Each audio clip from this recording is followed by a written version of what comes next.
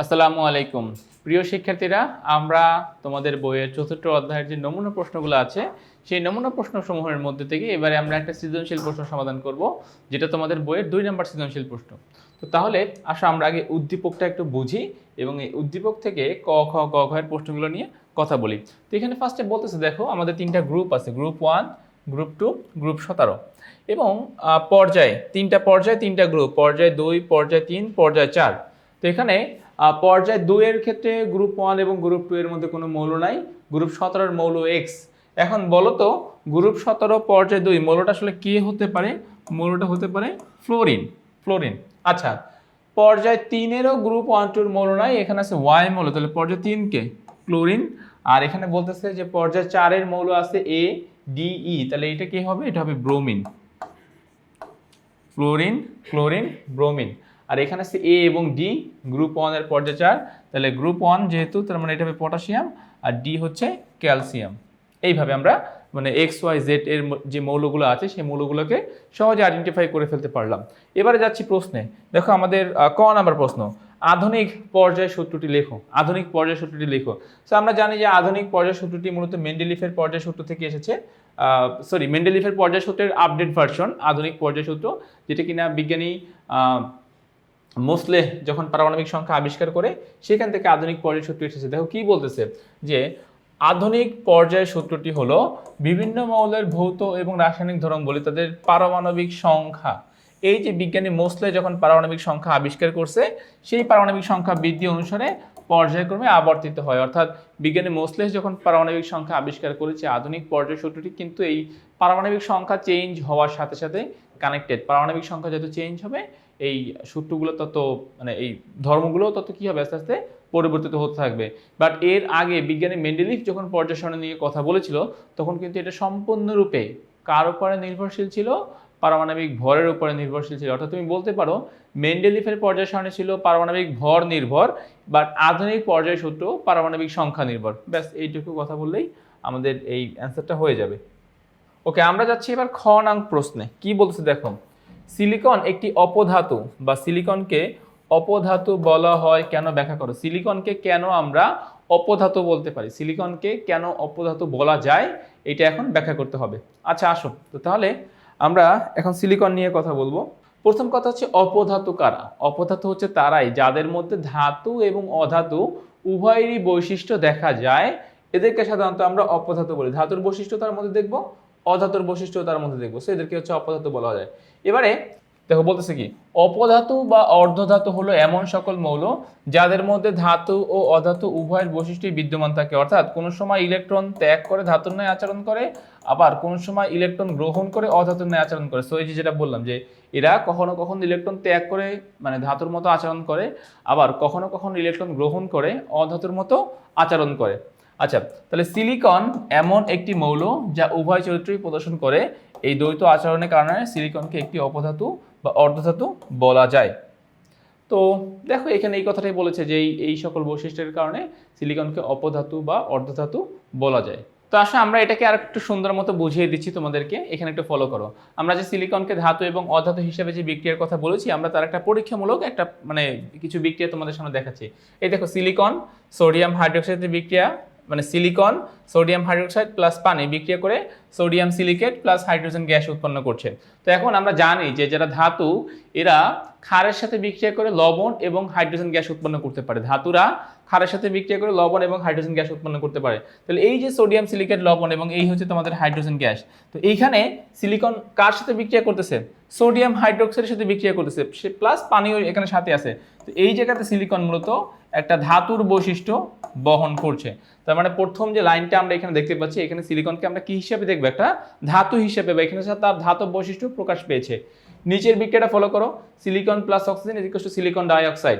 এবং সিলিকন ডাইঅক্সাইডের কাঠামোটা কিরকম হয় দেখো, সিলিকন ডাইঅক্সাইডের কাঠামোটা আমরা সিলিকনকে এইভাবে দেখতে পাই। এখানে যেরকম দেখা যাচ্ছে আমরা সিলিকনকে এভাবে দেখতে পাই। দেখো এখানে কিন্তু সিলিকন অক্সিজেনের সাথে ইলেকট্রন শেয়ার করেছে, ইলেকট্রন শেয়ার করে একটা সমযোজী বন্ধন সে গঠন করেছে। তো সমযোজী বন্ধন গঠন তারাই করতে পারে যখন তারা দুইটাই অধাতু হয়। তো এই ক্ষেত্রে সিলিকনকে আমরা কিরূপ বৈশিষ্ট্য হিসেবে দেখতে পাবো? সিলিকনের আমরা অধাতব আমরা সিলিকনের একটা অধাতব বৈশিষ্ট্য দেখতে পাবো, যেখানে ইলেকট্রন শেয়ার দেখানো হচ্ছে, অক্সিজেনের সাথে ইলেকট্রন সে শেয়ার করছে। তো তাইলে ওভারঅল বলা যায় যে সিলিকন ধাতু হিসেবেও বিক্রিয়া করতে পারে, অধাতু হিসেবেও বিক্রিয়া করতে পারে, বিধায় আমরা সিলিকনকে কি বলি, একটি অপধাতু বলি। তো দেখো গ নাম্বার প্রশ্নে কি বলেছে, যে উদ্দীপকের কোন মৌলটির ইলেকট্রন আসক্তি বেশি ব্যাখ্যা করে। অর্থাৎ এখানে মোট 5টা মৌল আমরা দেখতে পাচ্ছি, ফ্লোরিন, ক্লোরিন, ব্রোমিন, ক্যালসিয়াম এবং পটাশিয়াম। এই 5টা মৌলের মধ্যে কোন মৌলের ইলেকট্রন আসক্তি বেশি, এটা আমাকে ব্যাখ্যা করতে বলা হয়েছে। তো আমি তোমাদের সহজে একটু বলে রাখি যে এখানে 5টা মৌলের মধ্যে 2টা কিন্তু ধাতু, আমাদের গ্রুপ 1 এর পটাশিয়াম এবং গ্রুপ 2 এর ক্যালসিয়াম, এই 2টাই হলো ধাতু। তো ধাতু সমূহের তো ইলেকট্রন আসক্তি থাকবে না, কেননা ধাতু সমূহ তো ইলেকট্রন ত্যাগ করে, তাদের তো আর ইলেকট্রনের প্রতি আসক্তি থাকে না, তারা কখনো ইলেকট্রন গ্রহণ করবে না। তো দ্যাটস ওয়াই আমাদের এই সিরিয়ালের ক্ষেত্রে সবার আগে পটাশিয়াম এবং ক্যালসিয়ামটা সবার আগে বাদ চলে যাবে। তাহলে থাকবে কে কে, থাকবে হচ্ছে ফ্লোরিন, ক্লোরিন এবং ব্রোমিন। এদেরকে নিয়ে মূলত আমাদের কাজ, এদেরকে নিয়ে এখন আমাদেরকে ব্যাখ্যা করতে হবে। চলো তাহলে আমরা এদেরকে নিয়ে একটু কথা বলি। আর পটাশিয়াম এবং ক্যালসিয়ামটা কেন বাদ দিলাম, ধাতু সমূহের ইলেকট্রন আসক্তি একদমই কম, ঠিক আছে। তো যেহেতু ধাতু, ইলেকট্রন আসক্তি কাদের হয়, অধাতু সমূহের ক্ষেত্রে আমরা ইলেকট্রন আসক্তি পাই, তো এই জন্য আমাদেরকে কাজ হবে ফ্লোরিন, ক্লোরিন, ব্রোমিন নিয়ে। আচ্ছা, তো ফার্স্ট অফ অল তোমাদের সংজ্ঞাটা মনে আছে কিনা, ইলেকট্রন আসক্তি কাকে বলে? ইলেকট্রন আসক্তির সংজ্ঞা যদি আমি এভাবে দেই, ফ্লোরিনকে দিয়ে যদি দেই, যে গ্যাসীয় অবস্থায় কোনো মৌলের 1 মোল গ্যাসীয় পরমাণুতে 1 মোল ইলেকট্রন প্রবেশ করিয়ে 1 মোল গ্যাসীয় আয়নে পরিণত করতে যেই পরিমাণ শক্তি উৎপন্ন হয়, মানে গ্যাসীয় অবস্থায় ইলেকট্রন গ্রহণ করবে, গ্যাসীয় আয়নে পরিণত হবে, যেইটুকু শক্তি উৎপন্ন হবে সেটাকে আমরা তার ইলেকট্রন আসক্তি বলতে পারবো। তাহলে এখান থেকে এই যে এতে করে যে ফ্লোরিন যে ইলেকট্রন গ্রহণ করলো, তার একটা এনার্জি এখান থেকে উৎপন্ন হবে, সে যতটুকু এনার্জি উৎপন্ন হবে আমরা সেই এনার্জির মানকে ফ্লোরিনের জন্য ইলেকট্রন আসক্তির মান বলতে পারবো। আচ্ছা, এবারে আসো আমাদের এইখানে ফ্লোরিন, ক্লোরিন, ব্রোমিন 3টা পরমাণুর ইলেকট্রন বিন্যাস দেখানো হয়েছে। আমরা এখানে 2টা বিষয় কনসিডার করি। এক, দেখো আমি বলতেছি, এক হচ্ছে গিয়ে চার্জ ঘনত্ব, ঠিক আছে, আর 2 হচ্ছে নিউক্লিয়াস থেকে সর্বশেষ কক্ষপথের দূরত্ব। তো প্রথম কনসিডার ব্যাপারটা হচ্ছে চার্জ ঘনত্ব, আর সেকেন্ড কনসিডার হচ্ছে নিউক্লিয়াস থেকে সর্বশেষ কক্ষপথের দূরত্ব, নিউক্লিয়াস থেকে সর্বশেষ কক্ষপথের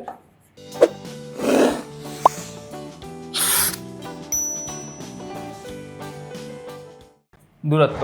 আচ্ছা, এবারে আসো আমরা এখন এই ব্যাপারটা একটু কনসিডার করব এদের 3 জনের ক্ষেত্রে, ফ্লোরিন, ক্লোরিন, ব্রোমিন।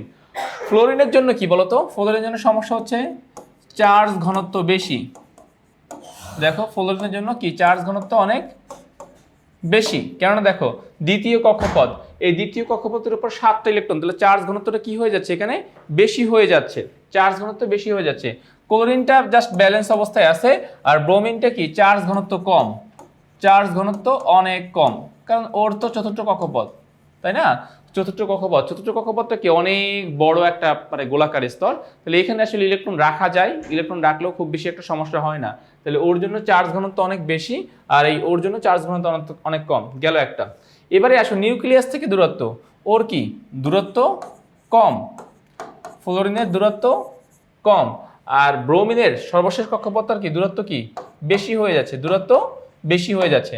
তাহলে আসো, তাহলে আমরা এখন যদি এই 2টা বিষয়কে আমরা হিসাবে নেই, তাহলে দূরত্বর বিচারে ফ্লোরিনটা সব থেকে ভালো, দূরত্ব অনেক কম, ক্লোরিনটা মাঝামাঝি, ব্রোমিনটা দূরত্ব অনেক বেশি, তো ওর জন্য দূরত্বর একটা নেগেটিভ ইম্প্যাক্ট। আর চার্জ ঘনত্বের বিচারে ফ্লোরিনের চার্জ ঘনত্ব বেশি, কারণ যেটা বলছিলাম যে সেকেন্ড কক্ষপথটা আকৃতি অনেক ছোট, এই ছোট জায়গায় আমি 7 ইলেকট্রন রাখতেছি, সো ঘনত্ব এখানে অনেক বেড়ে যাবে, তাহলে এখানে চার্জ ঘনত্ব অনেক বেশি। আর ব্রোমিনের জন্য চার্জ ঘনত্ব অনেক কি কম, চার্জ ঘনত্ব আমরা কি পাবো এখানে, ব্রোমিনের জন্য আমরা বলতে পারি যে চার্জ ঘনত্ব অনেক কম হবে, তার মানে এখানে নেগেটিভ হচ্ছে ফ্লোরিন আর সব থেকে ভালো হচ্ছে ব্রোমিন। তো তাহলে ক্লোরিন কিন্তু সবসময় মাঝে, মানে ক্লোরিনের ঘনত্বটাও মিডিয়াম, আবার দূরত্বটাও মিডিয়াম, মানে 2টা সাইডই সে ব্যালেন্স করতে পারতেছে খুব সহজে। ক্লোরিন 2টা সাইডকেই খুব সহজেই ব্যালেন্স করতে পারতেছে, বিধায় আমরা এইখানে যেটা বলবো যে এদেরকে যদি আমরা সিরিয়াল করি, তাহলে সব থেকে বেশি হবে কে, ক্লোরিন, তারপরে কে, ফ্লোরিন, তারপরে কি হবে, তারপরে হবে ব্রোমিন। এই 3 জন, ক্লোরিন 2টা সাইডে ব্যালেন্স করতেছে, তার চার্জ ঘনত্বটাও ব্যালেন্সড, তার সর্বশেষ কক্ষপথের দূরত্বও ব্যালেন্সড।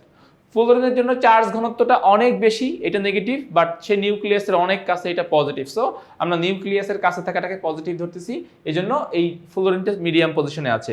আর ব্রোমিনটা সব থেকে কম, কারণ তার নিউক্লিয়াস থেকে সর্বশেষ কক্ষপথটা অনেক দূরে, আকর্ষণ বলটা অনেক কমে যাবে, পরমাণু সহজেই ইলেকট্রন গ্রহণ করতে চায় না এত দূরে গেলে। তো এই জন্য তিনটা সাইডের মধ্যে আমাদের যদি আমরা ব্যালেন্স করি, তখন আমাকে এই সিকোয়েন্সটা এখানে দেখাতে হবে আমাদের গ এর প্রশ্নের জন্য।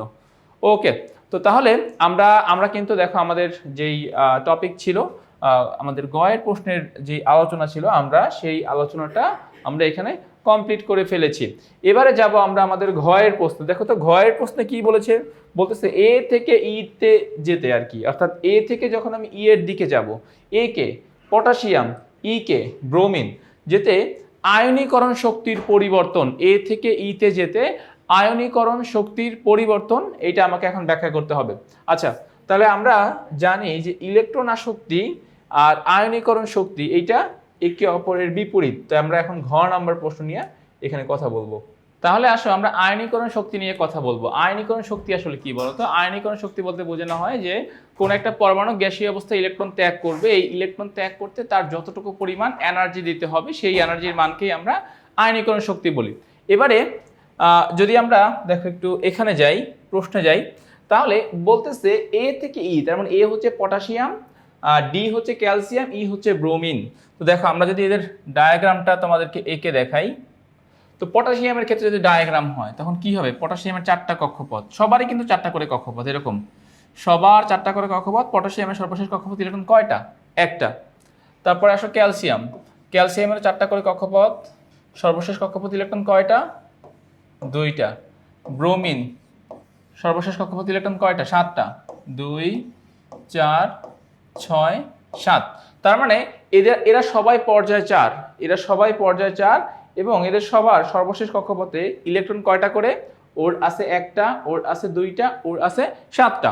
আচ্ছা, তাহলে ফার্স্টে আসো পারমাণবিক ব্যাসার্ধ বা পরমাণুর আকার।